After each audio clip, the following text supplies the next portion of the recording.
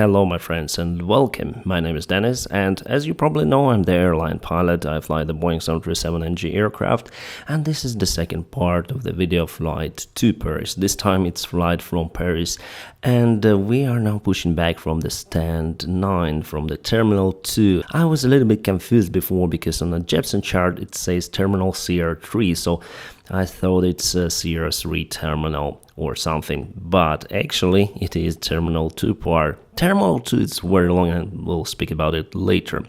So basically I'll show you the taxi route. It's very long because the runway 08 left wasn't in operation according to NOTAMs. Probably they do some kind of works on that runway. So the only runway for us for our takeoff distance calculation was acceptable runway 09 right, which is quite far away from our parking stand.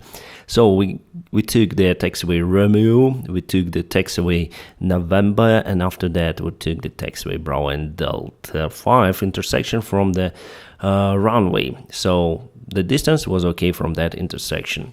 However, we might take the runway 08 right on the bottom, but many of the airplanes were landing there and many of the airplanes were taxiing, so it was quite lots of traffic jam on that taxiway Sierra and taxiway Romeo on that part. But anyway, my friends, let me tell you some story of this Paris Charles de Gaulle Airport. The Paris Charles de Gaulle Airport, also known as Roissy Airport, not just Roissy, is one of the busiest and most important airports in the world. It is named after Charles de Gaulle, the former French president who led the Free French forces during the Second World War before establishing the French Fifth Republic, the constitution under which the France operates today. It is massive. It is huge airport located 16 miles northeast of Paris, which extends over 12.5 square miles. If you compare the Heathrow Airport in London, the Heathrow Airport covers just 4.7. So the Charles de Gaulle Airport covers more than 2 times more space compared to Heathrow Airport. It was originally known as Airport de Paris Nord, but after in 1974 it was named after the Charles de Gaulle. The terminals, I say to you, the Charles de Gaulle is famously confusing airport. Officially it has 3 terminals, although it's really more like 2 terminals. The Terminal 1, this circle one on the north, was built at first, and after that the Terminal 2 was built. The Terminal 2 was originally built exclusively for Air France, but it has since been expanded significantly. And it's now a collection of 7 small terminals from Terminal 2A to Terminal 2 Gaulle, housed in separate buildings, from which many airlines operate. Terminal 2 Alpha to 2 Foxtrot are fairly close together and can be walked between, but Terminal 2 Gulf is located 1.5 miles away, so you need to take the bus transfer to reach it. Speaking about the Terminal 1, well, it was built in avant-garde design, comprising a 10-floor high circular building surrounded by 7 satellite buildings. So very unique and, I would say, strange construction, but actually I like it. During the taxi, we received the clearance to take the taxiway Alpha, which goes all around the Terminal 1, but later on we received the rec clearance that gave us the November taxiway, November, Bravo and Delta 5. Of course, it's better for the air traffic controller to give us the lead before the takeoff, before the Airbus resorted. That is what they did. So the Airbus took taxiway probably Delta 3 or Delta 1, and we took Delta 5 for departure, and it's better because the Airbus is more heavier, 330, so you need to wait longer before departure, and that constructs quite a lot of queue before departure. So for us, it's better, of course, to depart before a big airplane, heavier airplane. If you taxi along the November and Foxtrot to the north, you'll see the monument of the supersonic era of our aviation history, I would say. It's already a history. You'll see the Concorde monument on the right. It's quite big. You can see it from the highway, which you also cross following the November and Foxtrot taxiways. And yes, in 2000, quite a long time ago, the Concorde crashed departing from the Charles de Gaulle airport. It was hit by debris of other airplane during the takeoff row, so the engine got the fire and the airplane landed, putting the end to the supersonic era. Actually, one more case happened in 1973, then Soviet-made Tupolev 144 also crashed not far away from the Charles de Gaulle airport. This time it was during the exhibition in Le Bourget airport, Le Bourget, if I'm saying it correctly. By the way, one more tragic event happened not to the airplane but to the terminal itself. In 2004, the part of the terminal 2 Echo collapsed, killing 5 people. So yeah, it's some of the tragic events, but this airport has a long history, and I would say I like this airport, even though it has many of the taxiways. It's a little bit confusing, but I like it. So here, my friends, we took the $5. We are ready for takeoff, and let's go.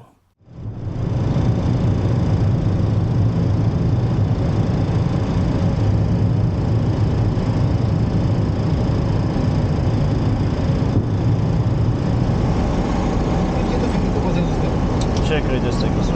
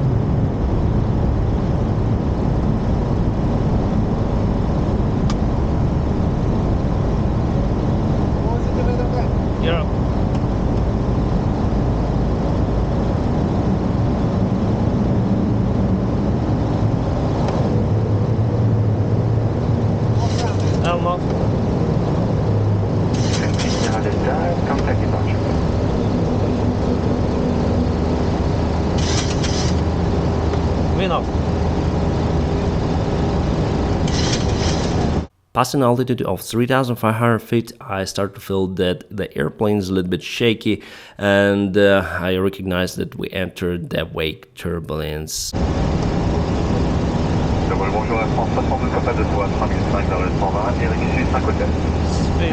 So yeah, the airplane started to bang. I counter-react to that force, putting the steering to the right, the yoke to the right, and then to the left again. So it is the wake turbulence for sure. I know that it happens not very often, but usually happens.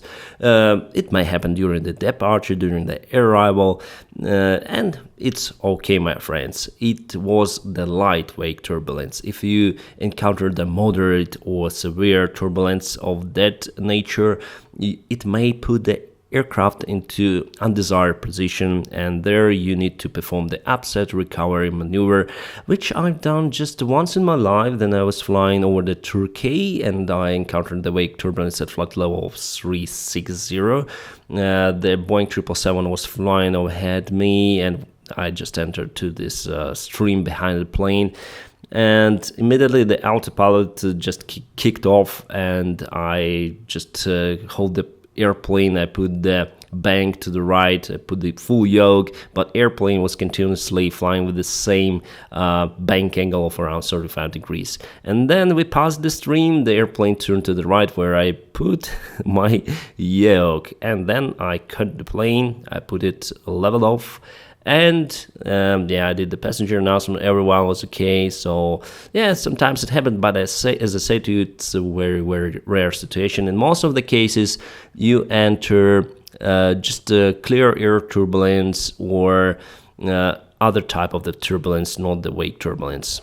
there was the case that the small business jet encountered the wake turbulence behind the big Airbus A380 on a flight level. I don't remember the flight level itself, but they started to spin because of the turbulence. They lost many thousands of feet, and they lost two of their engines because they surge of the fast spin. Also, the passengers were not fastened with the fasten belts, so they got some of the injuries. Luckily, pilots recovered, the airplane started one engine and landed safely. So it could be a problem, but for quite big airplane is Boeing 737, you can enter to just upset recovery situation that you of course will recover. It's not a small airplane, it's a small business jet anyway.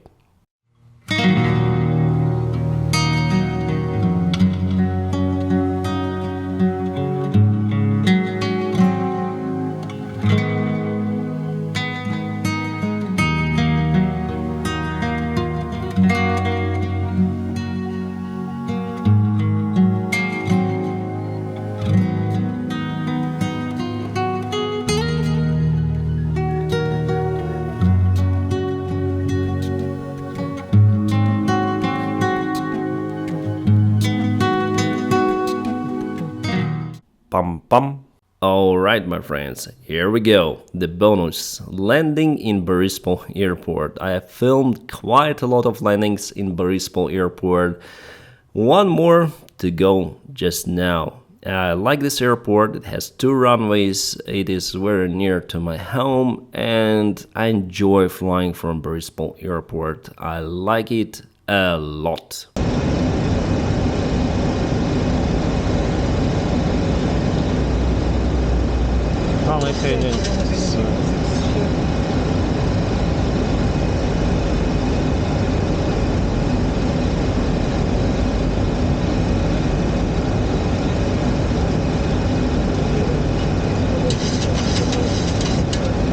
Тільки що 3 сіроти, второй контакт безпредставу, виконання в десимал 3, що на краще.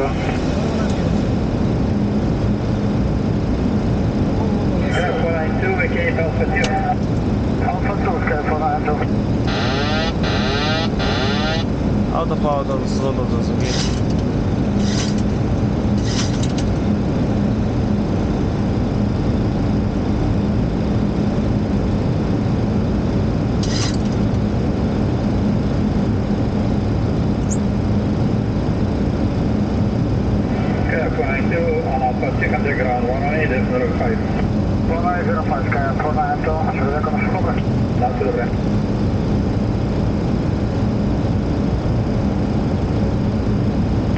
Good afternoon, Qatari 5 Uniform Kilo, ready for departure.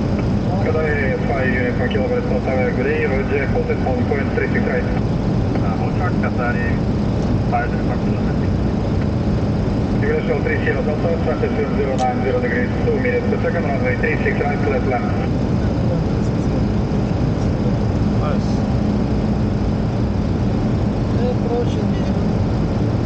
On inside. Qatari 5 Uniform Kilo, behind landing aircraft, final line up 36 right, behind and wait. Behind the aircraft truck final, line up behind. 100. 50. 30. 20. 10.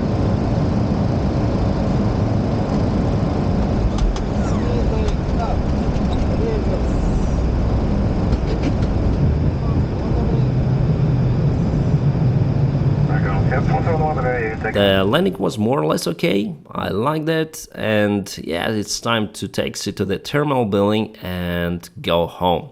My friends, we touched some of the topics today like supersonic aviation, Concorde accident, and also the wake turbulence, so if you want me to speak more about it, write your comments below. My friends, I know that you are awesome because you regularly follow the Awesome Guy checklist.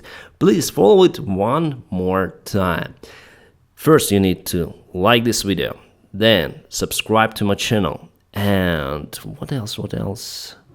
Oh, ring the bell, whatever it means. Thank you very much for watching this video and have a great time.